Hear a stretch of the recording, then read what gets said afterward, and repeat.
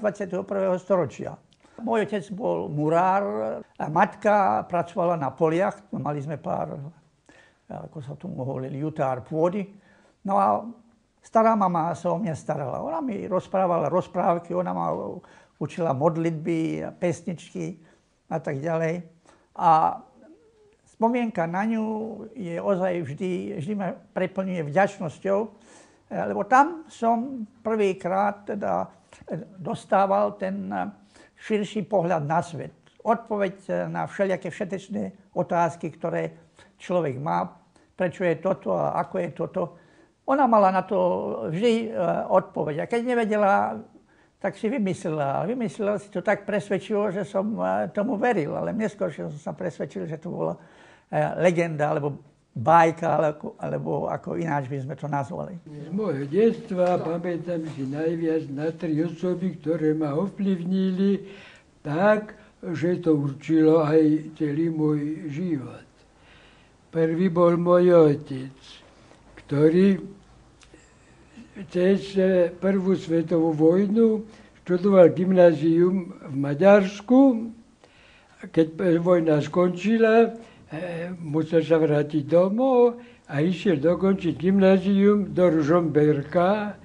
Tam bol pod vplyvom Andreja Hlinku a stal sa z neho veľký Slovák a veľký Slovan až natoľko, že keď bolševici prišli pod Varšavu a ohrozovali Poliakov, zorganizoval v Ružomberku vyše 30 študentov aj iných chlapcov, na čierno išli pomáhať Poliakom až do Varšavy.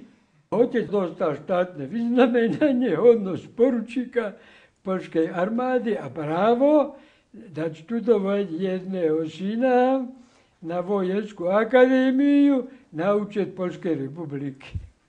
Druhá osoba, čo ovplyvnila, to bola moja česká učiteľka na základnej škole Mária Krejčíková. To bola jedna z tých českých učiteľov, ja som nepoznal žiadnu druhú, ktorá keď prišla do našej dediny, predtým vyučovala v Bánovciach nad Bebravom. Hovorila tak pekne slovensky a písala aj básničky, publikovala v novinách, že iba neskôr sme v dedine objavili, keď išla na prázdniny domov, že ona je Pražanka. Stala sa z nej naozaj učiteľka, čo chcela vychovávať slovenské deti po slovensky. Táto ma naučila aj písať prvé veršíky a tá ma pripravila aj na prijímacie skúšky do gymnázia v Prešove.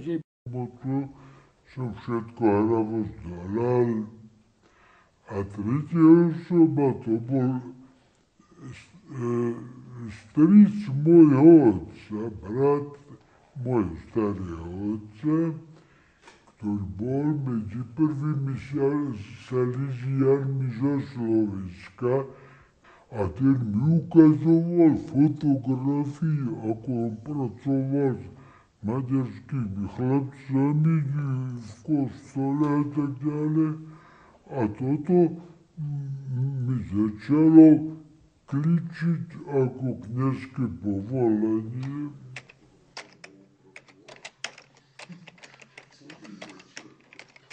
Ja som začal štátne gymnázium v Zlatých Moravciach, keď som mal 12 rokov v septembri 1938.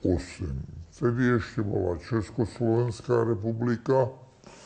A ešte sa pamätám, po dedinách v lete boli plagáty, že 28. októbra bude 20 rokov trvania prvej Československej republiky a chystali sa veľké oslavy. Že k tomu nedošlo z pochopiteľných príčin, lebo potom koncom septembra prišlo to mníchovské rozhodnutie, 6. októbra 1938 bola vyhlásená autonómia teda Slovenska v rámci Československej republiky a potom v marci 1939 slovenský štát. Takže ten prvý rok na gymnáziu ja som prežil dve veľké zmeny, dva zlomy v histórii slovenského národa a v histórii v strednej Európy. Celé trvanie Slovenskej republiky som prežil v školských hlaviciach ako stredoškolák. Pamätám sa, keď som prišiel prvý deň do gymnázia, plachý dedinský chlapec. Bolo tam 24 profesorov, z ktorých 21 boli Česi. A mňa v prvej triede vyučovali sami Česi, okrem slovenčiny, to nás učil Slovák. A musím povedať, že ja mám na nich pekné spomienky. Teda bol som chlapec, možno som to nechápal plno, ale neviem si predstaviť, že by nás boli niekto nejakým spôsobom agresívne nútili na ten čechoslovakizmus, alebo že by boli nejakým spôsobom ma ovplyvnili. Ich snahou bolo, pravda, aby sme si osvojili tie základné vedomosti, ktoré sa očakávali od študenta gymnázia. A my sme sa tak aj voči im správali.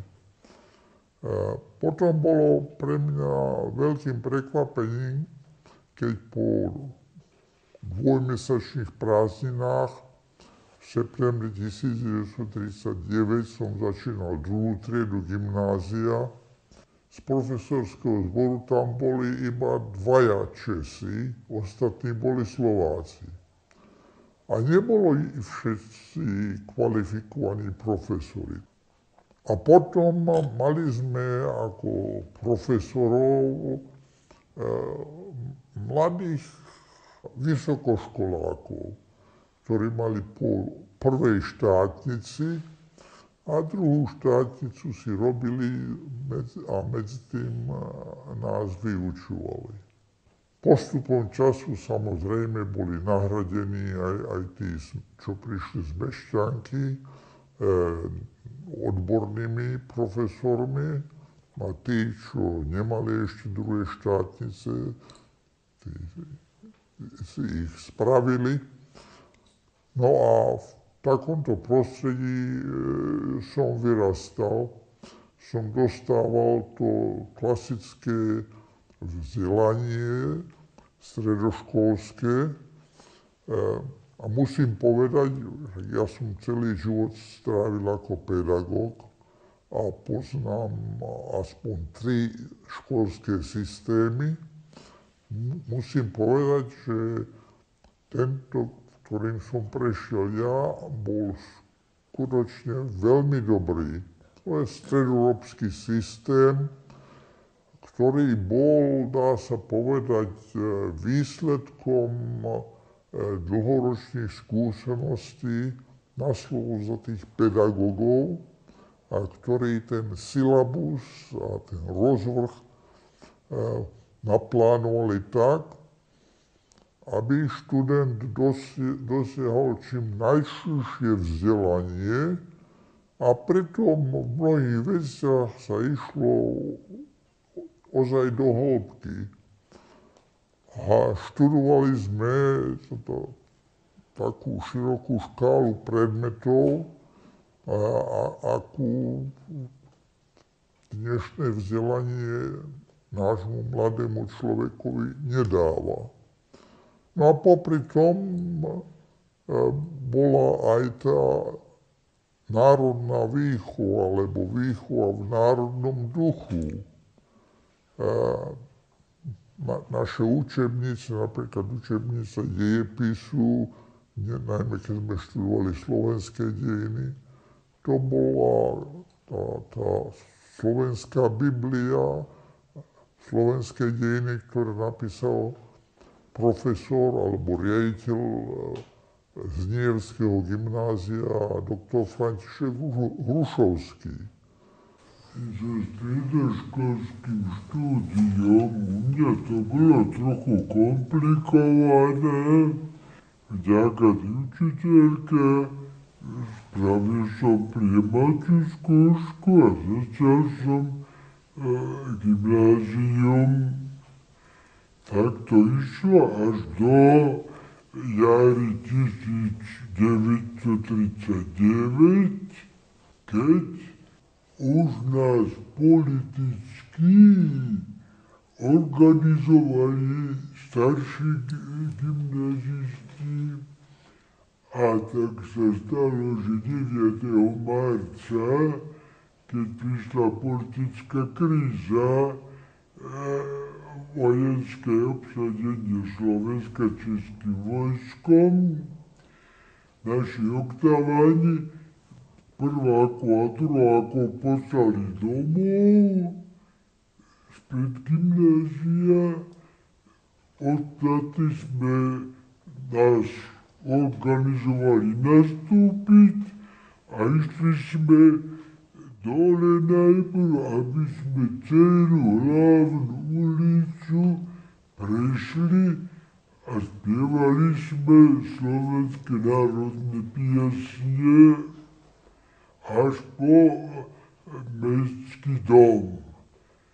Tam sme zastali a tí vodcovia oktaváni kričali: chceme na mestskom dome slovenskú zástavu a chceme našich profesorov, ktorí v noci predtým zavreli a odvlekli na Moravu.